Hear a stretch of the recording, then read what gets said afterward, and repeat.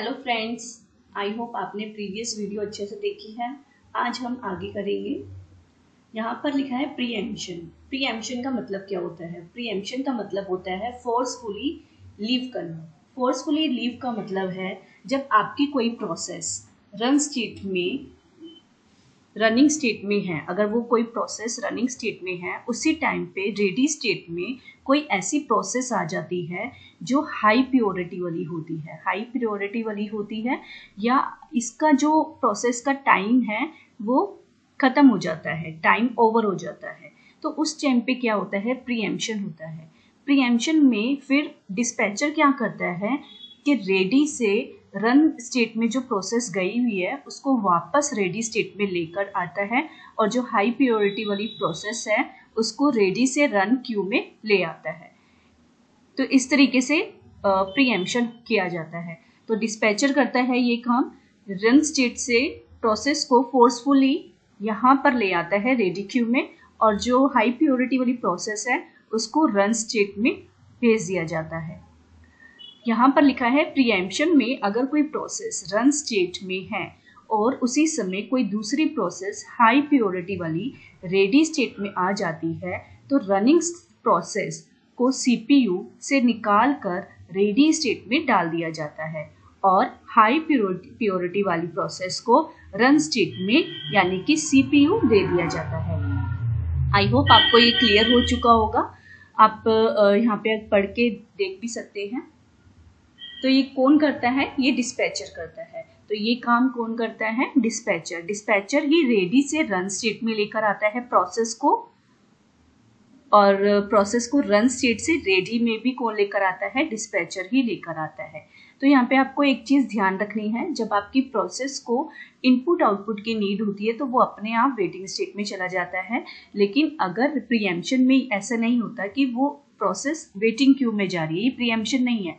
Preemption का मतलब यही होता है कि रन स्टेट में अगर कोई प्रोसेस रनिंग में है, अभी वो सीपीयू में ही है और उसी टाइम पे रेडी स्टेट में कोई हाई प्योरिटी वाली प्रोसेस आ जाती है या टाइम क्वांटम शेड्यूलिंग की वजह से कोई प्रोसेस होती है, तो वो डिस्पैचर फिर उस वाली प्रोसेस को वापस रेडी क्यू में लेकर आता है और वो जो न्यू वाली प्रोसेस होती है उसको रन स्टेट में ले जाता है। तो ये काम कौन करता है? डिस्पैचर करता है। आई होप आपको ये क्लियर हो चुका होगा। तो ये कुछ पॉइंट्स हैं जो आपको ध्यान में रखना है। सेकेंडरी मेमोरी में new, exit, suspended ready queue, suspended waiting queue हमेशा सेकेंडरी मेमोरी में स्टोर होती है। एग्जिट का मतलब टर्मिनेट है, टर्मिनेट स्टेट, ठीक है।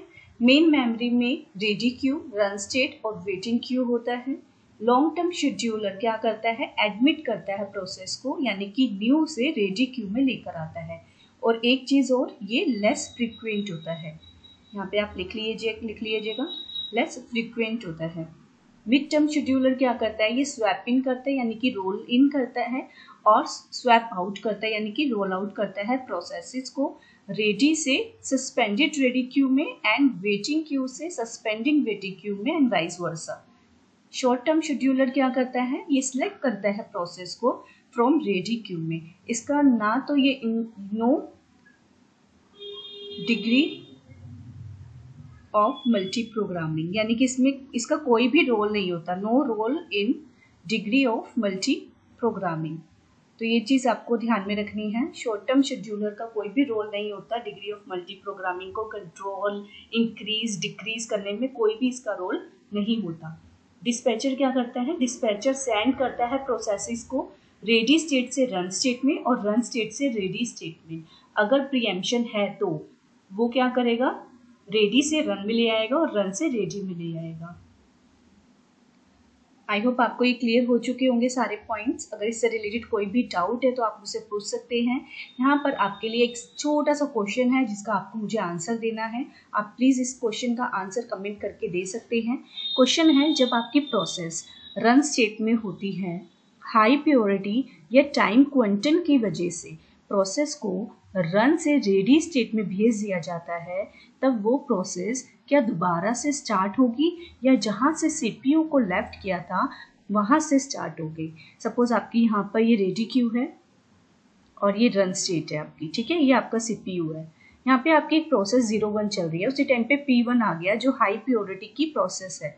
तो डिस्पैचर क्या करेगा, डिस्पैचर उस वाली हाई प्योरिटी वाली प्रोसेस को यहाँ ले आएगा और रन स्टेट से P0 को यानी कि प्रोसेस को, पहले वाली प्रोसेस को रेडी स्टेट में ले जाएगा। पर ध्यान रखना ये उसमें रनिंग स्टेट में थी, ठीक है ना, ये रनिंग स्टेट में थी यानी कि ये चल रही थी ये प्रोसेस। तो उस टाइम पे अगर प्रोसेस P0 जहाँ पर ख़त्म हुई, जहाँ पर उसको रोका गया, क्या वो वहीं से स्टार्ट होगी या बिल्कुल स्टार्टिंग से स्टार्ट होगी, ये मेरा क्वेश्चन है।